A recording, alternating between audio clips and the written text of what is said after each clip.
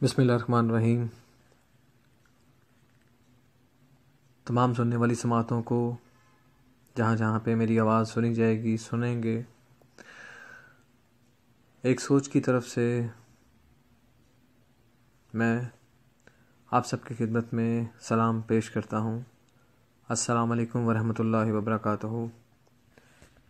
اس امید کے ساتھ، یقین کے ساتھ آپ کی ذات سے وابستہ رشتے، ان رشتوں کی اہمیت، ان کی قدر، ان کا پیار، ان کی وقت اور اہمیت آپ کے اندر ہمیشہ قائم و دائم رہے، اور ان کے دلوں میں آپ کے لیے وہی محبت، وہی پیار، وہی خلوص ہمیشہ قائم و دائم رہے۔ ایک دوسرے کا بازو بنے، ایک دوسرے کی عزت بنے، ایک دوسرے کا مان بنے، اپنا یقین قائم رکھتے ہوئے اور اپنی سوچ کو مثبت سمت پہ لاتے ہوئے، سب سے پہلے اپنی اصلاح کرتے ہوئے، دوسروں کی بہتری اور اصلاح چاہتے ہوئے ہم قدم ہو کے، ساتھ ہو کے ہمیشہ چلتے رہیں، سنورتے رہیں، خوش رہیں، شاد رہیں، آباد رہیں، آمین ثم آمین۔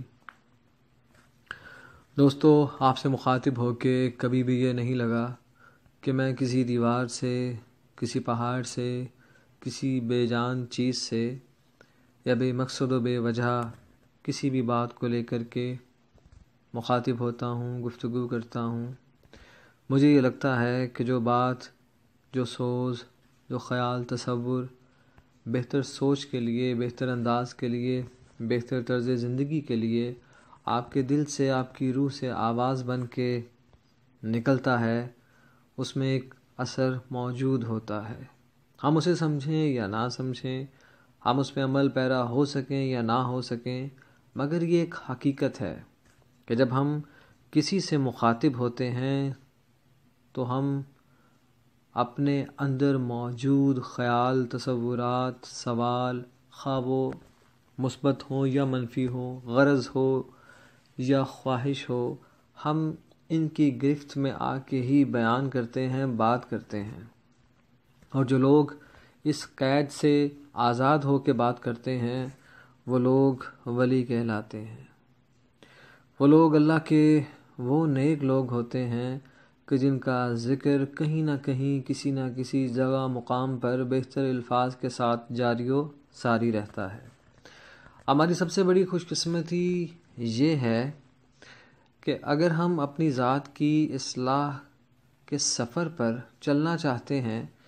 تو اللہ کی ذات پاک ہماری اس نیت کو ہی سمجھتے ہوئے، کیونکہ وہ سب جانتا ہے، ہمارے لیے ایسی آسانیاں پیدا فرما دیتا ہے کہ ہم ان راستوں کی طرف نہ چاہتے ہوئے بھی چل نکلتے ہیں۔ جن لوگوں سے ہمارا کوئی تعلق نہیں ہوتا وہ ہماری زندگی میں اپنا وجود قائم کر لیتے ہیں۔ ان کا پڑاؤ ہماری سوچ کے یا تصور کے یا خیالات کے ان مقامات پر درج ہو جاتا ہے کہ جہاں سے اگلی سمت کسی غلطی یا کوتاہی کی طرف ہونے کا پیش خیمہ ہوتا ہے۔ اکثر و بیشتر ہم لوگ اپنے دوستوں کی، اپنے پیاروں کی باتوں کو اس طرح سے اگنور کرتے ہیں کہ جیسے ان کی بات میں نہ تو وزن تھا، نہ وہ وقت تھا اس بات کا، نہ کچھ اور۔ ہم اپنی تلخیوں کو اور اپنے موجودہ حالات کو اپنے سوچ، خیال اور تصور پہ اتنا زیادہ سوار کر چکے ہوتے ہیں کہ بھلائی اور برائی کی بات، حق اور سچ کی بات، جھوٹ، مکاری یا منافقت کی بات، ہم اس کی تفریق سے آزاد ہو کے اپنی اس موجودہ تکلیف سے نکلنے کے لیے اس چیز کو اپنا لیتے ہیں کہ جو ظاہری آرام دے رہی ہوتی ہے، اور اس چیز سے بہت دور چلے جاتے ہیں کہ جہاں پر وقتی مشکلات، دشواریاں ضرور ہیں، لیکن آنے والے وقت میں وہاں پر وہ آسائشیں، آسانیاں، بہتری، مثبت تمام پہلو ہر انداز سے مثبت ہو کے ہمارے سامنے آنے والے ہوتے ہیں۔ پھر جب آپ کا وجود، آپ کی روح، آپ کا جسم ان خاردار جھاڑیوں سے گزرتا ہے اور ہر نوکیلا کانٹا آپ کے وجود کو چھوتے ہوئے آپ کی تکلیف پہ ہنس رہا ہوتا ہے کہ تو نے اس وقت کی تکلیف کو نہیں سمجھا تھا. وہ بہت عارضی سی تھی، وقتی سی تھی، مگر تجھے اس تکلیف کا اندازہ نہیں تھا، سو تو نے اس پہ مرہم رکھنے کے لیے آج کے وقت کے لیے کوئی مرہم نہیں بچایا. یہ تکلیف تیرا مقدر ہے، یہ درد تیرا مقدر ہے، یہ جو خون رس رہا ہے، یہ جو زخم مل رہے ہیں، یہ تجھ پر ہنس رہے ہیں. اس ہنسی کو تو کس طرح سے ویریفائی کرے گا؟ کیا دلیل دے گا؟ کس طرح سے بتائے گا کہ یہ جو آج کا ماتم ہو رہا ہے، اس کا وجود کتنا عرصہ پہلے تیری اس غلطی پر مر گیا تھا؟ ٹھیک اسی طرح سے ہم بہت ہی سادگی کے ساتھ، ہم بہت ہی معصومیت کے ساتھ دلوں سے کھیل جاتے ہیں، جذبوں سے کھیل جاتے ہیں. ہم اپنے الفاظ کو اپناتے ہوئے، ہم اپنی شکل و صورت کو اپناتے ہوئے، اپنی دولت کو اپناتے ہوئے، یا کسی بھی ایسی چیز کو جو کسی کی غرض یا مرض کا علاج ہے، ضرورت ہے، ہم اس کو سامنے رکھتے ہوئے اس کی ضرورت کو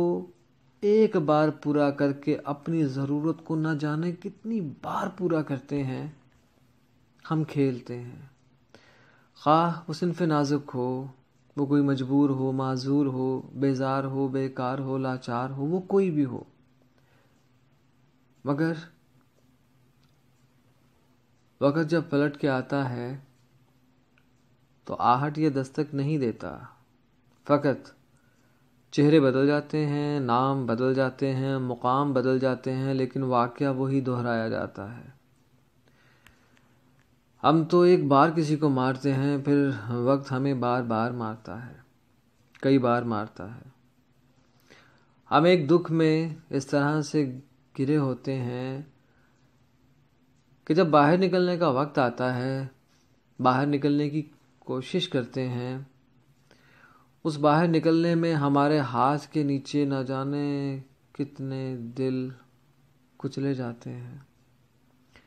کتنی آہیں اور سسکیاں ہماری سماعتوں تک پہنچ ہی نہیں پاتی، کیونکہ ہم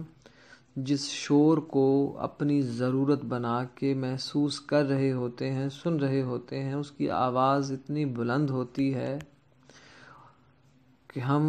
اپنے پیاروں کو، ان کی آوازوں کو، ان کے چہروں کو، ان کے جذبات کو مسخ کرتے ہوئے، اپنے آج کو سنوارتے ہوئے یا اپنے اس لمحے کو سنوارتے ہوئے آگے گزر جاتے ہیں. ہم اپنے پیچھے کس مقدار میں، کس تعداد میں، کن رشتوں کو، کن دوست احباب کو، کن مجبوروں کو، کن لاچاروں کو چھوڑ دیتے ہیں اور آگے نکل جاتے ہیں، کسی نے نہیں سوچا ہوتا. ہم روز کتنی ہی کوٹیشنز کو یوٹیوب پہ، فیس بک پہ اور اس جیسے بے شمار ویب کے اوپر دیکھتے ہیں، اور فوراً سے پہلے جب ہمارے دل پہ کلک کرتی ہے ہم اس کو آگے فارورڈ یا شیئر کر دیتے ہیں. تو گزارش ہے آپ سب سے دوستو کہ جس کو آگے شیئر کر کے ہم اپنے تسکین کا